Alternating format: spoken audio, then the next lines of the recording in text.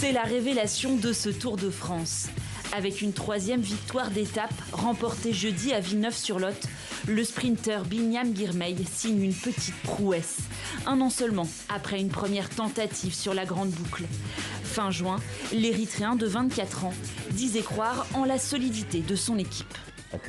Je pense que les meilleurs sprinteurs du monde sont ici, sur le Tour de France.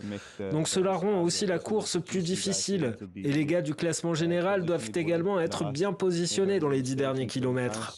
Moi et mon équipe, nous n'avons jamais gagné une étape du Tour de France. Nous savons que ça va être difficile, mais je pense que cette année, nous avons une équipe solide pour mener et aussi 2 sprinteurs, ce qui signifie que nous avons 2 options. Je peux aussi prendre la tête, donc c'est un supplément de puissance. Cette année, l'objectif, ce sera de gagner une étape et après, on verra.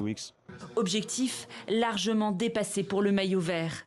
En 2022, sur le Giro d'Italie, Binyam Girmay décrochait la première grande victoire de sa carrière, devenant le premier coureur noir africain à remporter une étape dans un grand tour.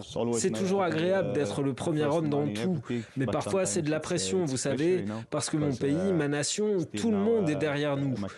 J'aimerais donc être à nouveau le premier Africain à gagner le Tour de France. Un rêve que ses compatriotes ont fait leur.